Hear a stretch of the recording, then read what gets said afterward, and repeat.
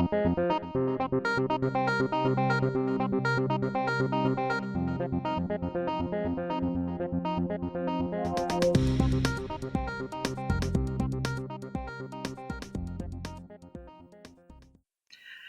afternoon, good morning, good evening, wherever you are in the world. This is Dr. Michelle White with If Your Meds Could Talk. Today, we're going to talk about your lungs, your respiratory system, or your pulmonary system. So I want everybody to take a deep breath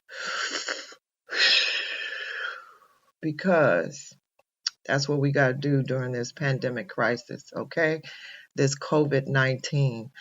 And we're going to have some guests later on in the episodes to talk about this COVID-19 and what's the best thing for you to do, the precautions and everything. I'm going to have an expert, a respiratory therapist, well known in her field, to talk to you all about the lungs and what we need to do to prevent, what we need to do to keep going, what we need to do to just stay alive. So let's get started with the respiratory system and your lungs. All right, so your lungs are in your chest and so big that they take up most of the space in there. You have two lungs, but they aren't the same size. Did y'all know that? The way our eyes or our nostrils are. Instead, the lung on the left side of your body is a bit smaller than the lung on your right. Do you know why? Well, the extra space on the left leaves room for what? Our heart. Okay, so your lungs are protected by the rib cage, which is made up of 12 sets of ribs. These ribs are connected to your spine and your back, and they go around your lungs to keep them safe. Beneath the lungs is the diaphragm. And if you put your hand right underneath, like right in the middle before your stomach, that's where your diaphragm is. It's a dome-shaped muscle that works with your lungs to allow you to inhale, breathe in, and exhale. Breathe out. You can't see your lungs, but it's easy to feel them in action. So put your hands on your chest and breathe in very deeply. You feel the rise of your chest, and as you exhale, the lowering of your chest. That's the power of your lungs. Okay, so let's take a good look inside of your lungs. So your lungs are like sponge, but really it contains a lot more. So we're going to talk about what is in the details of the lungs and what makes us breathe. At the bottom of the trachea or your windpipe are two large tubes. These tubes are called the main stem, which is the bronchi. Look at the bronchi like little grapes on a vine. And one heads left on into the left lung while the other heads right into the right lung.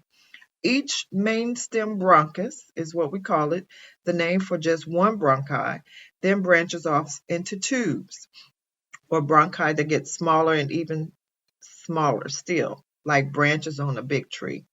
And I said grapes on a vine, but you could think of it branches on a tree as well. The tiniest tubes are called bronchioles. And we're really going to talk about this when we talk about the different kinds of medications that you're going to take that affect the bronchioles. And there are about 30,000 of them in each lung. Each bronchiole is about the same thickness as a hair. Wow. So at the end of each bronchiole is a special area that leads into clumps of teeny tiny air sacs called alveoli or alveoli.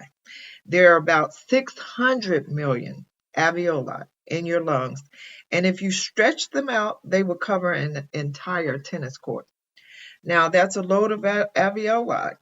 Each alveolus, which is the singular name for one,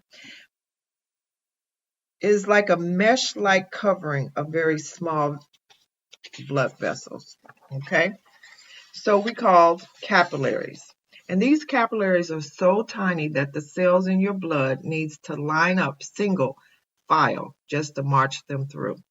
Every time you inhale air, dozens lots of body parts work together to help get that air in there and without you ever thinking about it. So remember I talked to you about your autonomic system?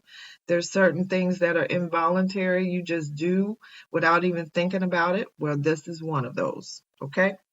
So as you breathe in, your diaphragm contracts and flattens out. This allows it to move down so your lungs have more room to grow larger as they fill up with air. And the diaphragm isn't the only part that gives your lungs the room they need. Your rib muscles also lift the ribs up and outward to give the lungs more space. At the same time, you inhale air through your mouth and nose, and the air heads down your trachea or windpipe. On the same way down the windpipe, it's called they're tiny hairs called cilia. And these cilia move gently to keep mucus and dirt out of your lungs. And the air then goes through the series of branches into your lungs through the bronchi and the bronchioles. Let me talk about the cilia a little bit because that's very important. We have little hairs, these little tiny hairs. They're like protective hairs. And one of the things that damages these hairs is smoking. After a while, you don't have that protective layer or this protective tiny hairs that are protecting your lungs. And there are drugs that also may impair these cilia, which are protective measures to keep mucus and dirt out of your lungs. All right. So thank you, alveoli. All righty. So the air finally ends up, as I said before, with 600 million alveoli. And these millions of alveoli fill up with air, and the lung gets bigger. All right. So all the cells in the body needs oxygen every minute of the day. We talked about that. Every second, every minute, every hour of the day.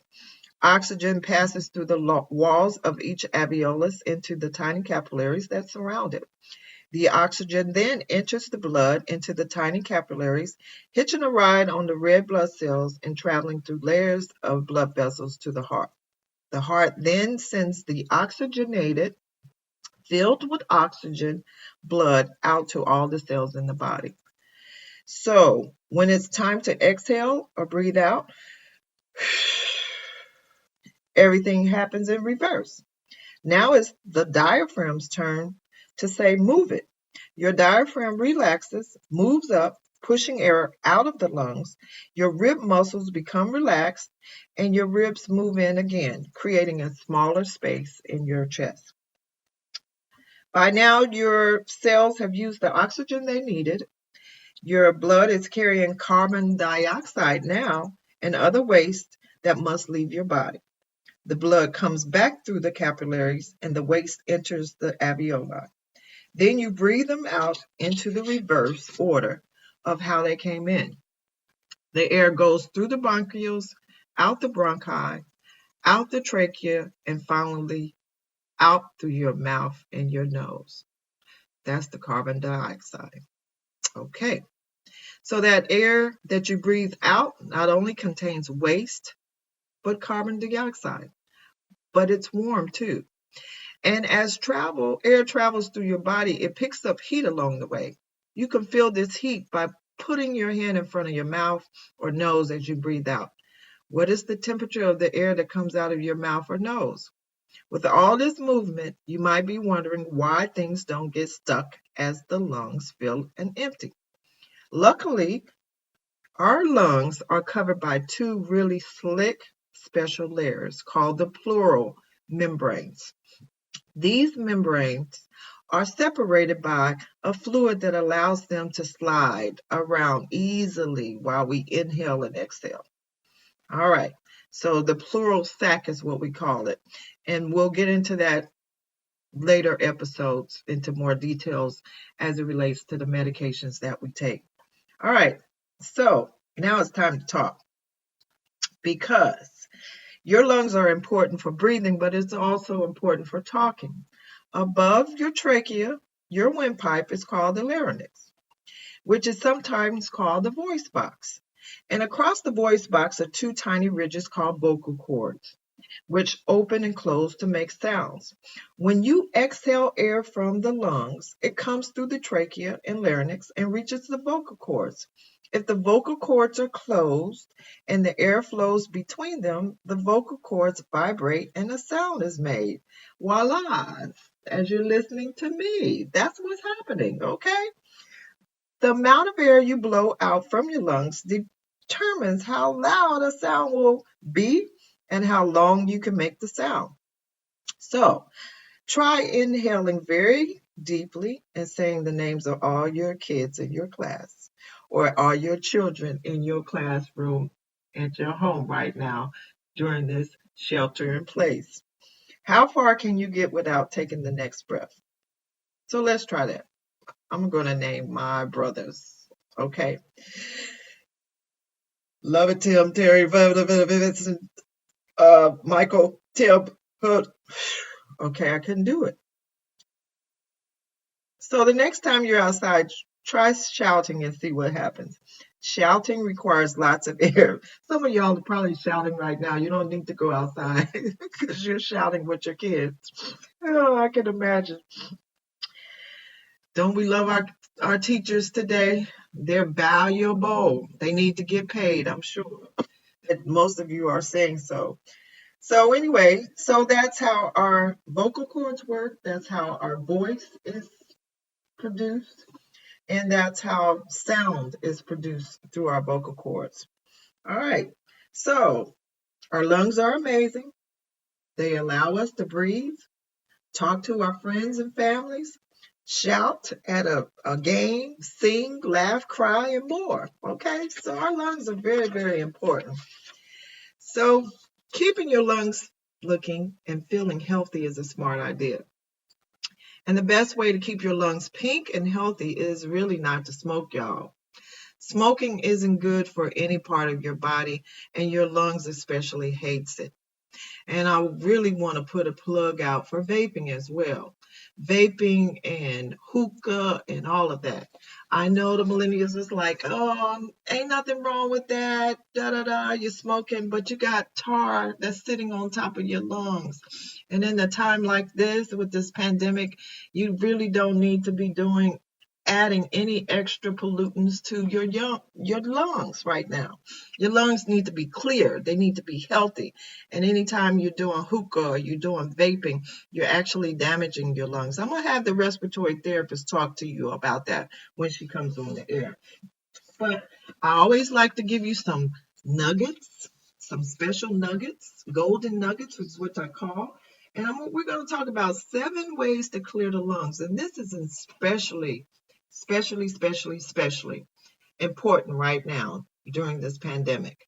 So I want you to listen in on the 7 ways to clear the lungs. So the first one is steam therapy. Steam therapy or steam inhalation involves inhaling water vapor to open up the airways and help the lungs drain the mucus. This is very, very, very important right now. So there has already been a small study involving 16 males with chronic pulmonary disease, COPD is what we call it. It's a lung condition that makes it harder to breathe, found that steam mask therapy led to significantly lower heart rates and respiratory rates versus those that were non-steam therapy. So steam therapy is another way to clear your lungs. We want to clear our lungs. And then number 2, controlled coughing. Coughing is the body's way of naturally expelling toxins. Get it, y'all? Naturally expelling toxins that it has trapped in mucus. Controlled coughing loosens excess mucus in the lungs, sending it up through the airways. And it's very, very important that you have the controlled coughing going on. You really don't want to have that trapped mucus in your lungs. So these are some steps to cleanse your lungs of excess mucus. 1, you can sit down on a chair with your shoulders relaxed, keeping both feet flat on the floor. Fold your arms over your stomach. Slowly inhale through the lungs or through your nose. Slowly exhale while leaning forward, pushing the arms against the stomach. Cough 2 or 3 times while exhaling, keep the mouth slightly open. Slowly inhale through your nose, rest and repeat as necessary. All right, number 3, drain your mucus from the lungs. Postural drainage involves lying in different positions to use gravity to remove mucus from the lungs, okay? Number 4, exercise. It is important to exercise, y'all, because by you exercising, it also will cause the muscles, the body breathing rate to increase, getting you greater supply of oxygen. Green tea is another way. Number 5, green tea contains antioxidants that help reduce inflammation in the lungs. And you want to incorporate some anti-inflammatory foods. Did y'all know that eating cherries fight inflammation? Here's some other foods and other types of foods that could actually fight inflammation in the lungs. Turmeric, leafy greens, cherries, blueberries, olives, walnuts, beans, and lentils. These can actually fight inflammation in your lungs. Chest percussions is the last thing. And chest percussions is really an effective way to remove excess mucus from the lungs. And then one more thing I want to add. You want to stay away from dairy products. So if you're drinking milk or cheese or yogurt, any dairy products, they cause mucus production. So during the time that you're trying to battle a cold, or you got a lot of inflammation, or you got a lot of mucus producing cough, you want to avoid the dairy products, because the dairy products actually cause mucus production. So you might want to offset it by drinking more soy or almond milk or something else other than those products that are dairy products. Well, that's all for today. We hope that you learned a little bit today. And again, I'm going over the vital organs so that when we get into the medications and how it affects the vital organs, you'll know and you'll understand how each drug talks to your body. So this is Dr. Michelle White. I hope you subscribe, come back, rate me. And this is If Your Meds Could Talk. Bye-bye.